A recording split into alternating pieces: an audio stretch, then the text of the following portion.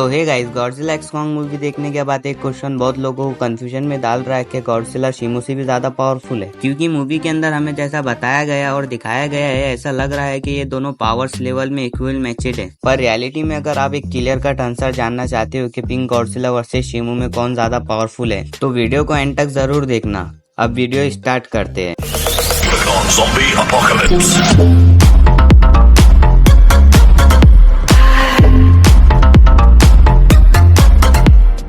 अगर पहले बात करें इन दोनों टाइटन्स अनचेड लाइब्रेरी की, तो दोनों टाइटन्स की इससे पहले भी फाइट हो चुकी है। जब हमें स्कार किंग और इसके हिस्ट्री के बारे में बताया जाता है कि जब स्कार किंग बहुत ही पावरफुल टाइटन को कंट्रोल करना सीख लेता है, क्योंकि शिमू स्पीशीज की फीमेल टाइटन थी।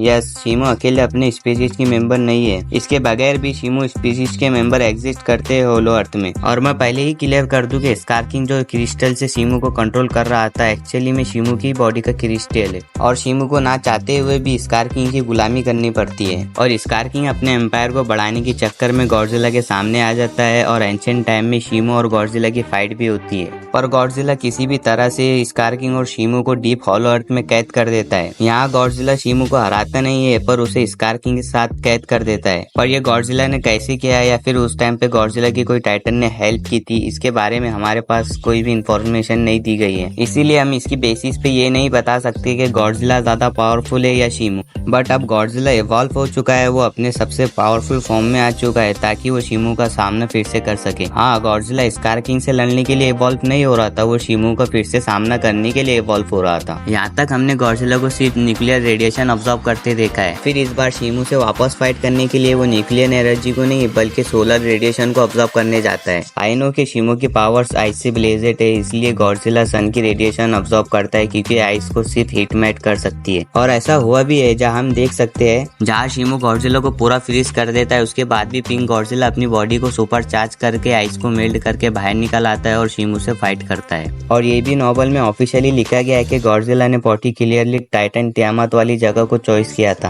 क्योंकि इस टाइम वो सोलर एनर्जी को अब्सॉर्ब करते ही शिमू की पावर्स को अपोज कर सकता था। तो चलिए इनकी पावर्स का ब्रेकडाउन और कंपैरिजन करते हैं। पहले अगर बात करें स्ट्रेंथ की, तो यस, गॉडजिला पहले इवॉल्व हुआ, उसकी बॉडी में चेंजेस आए, बट शिमू हाइट लेंथ वेट में गॉडजिला से ज्यादा है। हाइट में शिमू 532 फीट बड़ी है, वही गॉडजिला 393 फीट का ही है। वेट में शिमू 2 लाख टन वेट रखती है, वही गॉडजिला 1 लाख टन का वेट रखता है। तो शिमू सुपीरियर है। प्लस इस बात को प्रूफ करने के लिए आपने इनकी लास्ट वाली फाइट देखी होंगी, तो गॉडजिला शिमू को साइड बम मार के गिरा देता है, पर शिमू लिटरली गॉडजिला को हवा में लिफ्ट करके पटक रही थी। इस पॉइंट से हमें मालूम पड़ता है कि शिमू की स्ट्रेंथ कितनी ज्यादा है गॉडजिला से। गॉडजिला उसको साइड बम मार के गिरा रहा था, लेकिन शिमू लिटरली उसको हवा में लिफ्ट करके पटक रही थी। तो अगर हम दूसरी बात करें ड्यूरेबिलिटी की, तो गॉडजिला के एटॉमिक ब्रेथ के सामने बड़े से बड़े टाइटन्स हार मान लेते हैं। इस एटॉमिक ब्रेथ से म्योटो, सयून ड्रैगन जैसे टाइटन को गॉडजिला मौत के घाट उतार चुका है, वो भी तब जब वो बेस फॉर्म में था। और पिंक गॉडजिला की एटॉमिक ब्रेथ नॉर्मल गॉडजिला से 20 गुना ज्यादा पावरफुल है। तो तुम इमेजिन करो कि पिंक गॉडजिला की एटॉमिक ब्रेथ कितनी ज्यादा पावरफुल होंगी।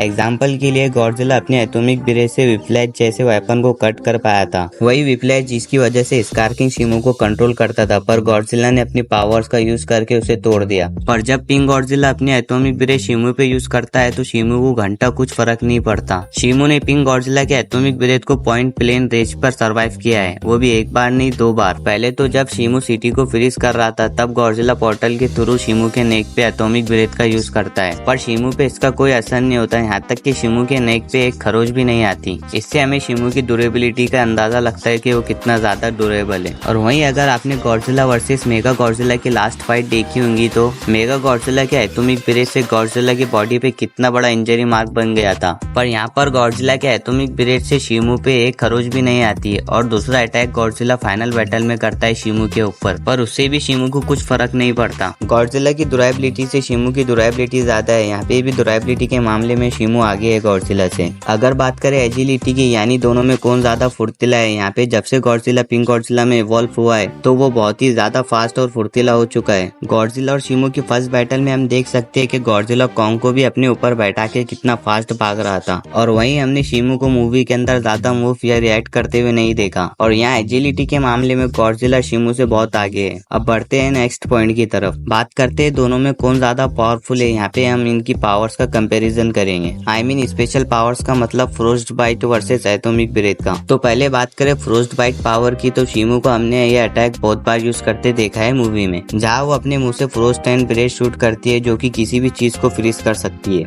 और वही एटॉमिक ब्रेथ गॉडजिला अपने मुंह से शूट करता है और इस अटैक में गॉडजिला अपने एनिमी पे हॉट न्यूक्लियर रेडिएशन को शूट करता है। और शिमू का फ्रोस्ट बाइट पावर कॉन्ग को अधमरा कर देता है। वो भी यहाँ कॉन्ग शिमू के अटैक को अपने वेपन से रोक रहा था, फिर भी उसका हाथ टूट जाता है और शिमू फ्रोस्ट बाइट से स्कार किंग को भी पूरा फ्रीज कर दिया था। और फिर शिमू अपनी इस पावर से अर्थ को फ्रीज कर पाया था। आप तो जानते हैं शिमू की वजह से अर्थ पे पहला आइसेज आया था और इसकी झलक हमने एंड बैटल में भी देखने को मिली थी, जहाँ शिमू पूरे वेदर को ही चेंज करके रख देती है। और यहाँ पे शिमू ने कुछ ही सेकंड के लिए अपनी पावर्स को शूट किया था और अगर वो अपनी पावर्स को कंटिन्यू रखती तो कुछ ही मिनट्स के अंदर पूरी सिटी को फ्रीज कर देती थी। और शिमू की पावर्स ऑटोमेटिक एक्टिव रहती है। होलो अर्थ में हमने देखा जहाँ शिमू स्कार किंग के साथ चल के जा रही थी, वहाँ आसपास की जगह पूरी फ्रीज हो रही थी। और वही बात करें हम एटॉमिक ब्रेथ की कि ये कितना पावरफुल है, तो इसके बारे में हमने पहले डिस्कस करके रखा है। बट हमने एटॉमिक ब्रेथ का वैसा इफेक्ट नहीं देखा जैसा हमें फ्रोस्ट बाइट पावर का देखने को मिला। एटॉमिक ब्रेथ को हमने कॉन्ग को सर्वाइव करते हुए देखा है। किंग घिडोरा पे इसका कोई भी असर नहीं था। स्कार किंग ने भी किंग गॉडजिला के एटॉमिक ब्रेथ को सर्वाइव किया है। वही फ्रोस्ट बाइट ने कॉन्ग को अधमरा कर दिया था, स्कार किंग को तो पूरा ही फ्रीज कर दिया था। और ये बात तो आप जानते होंगे, किंग घिडोरा को फ्रीज में जमाने वाला शिमू ही था।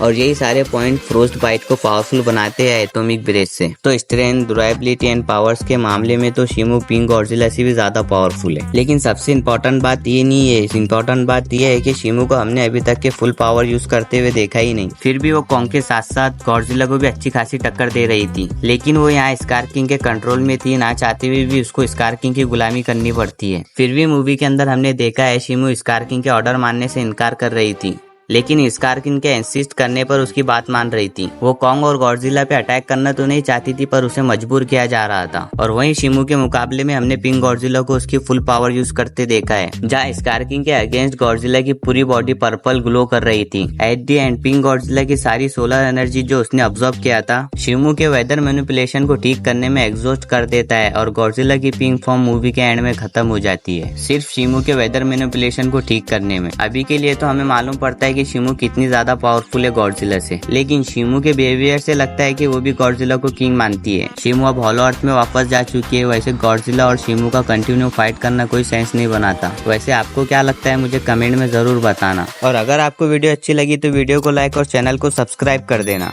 तो अगर गाइस आप शिमू वर्सेस किंग घिडोरा पे भी वीडियो चाहते हैं तो हमें कमेंट में जरूर बताना, हम बहुत जल्द उस पर भी वीडियो लाएंगे। सो गुड बाय, मिलते हैं किसी नेक्स्ट वीडियो में।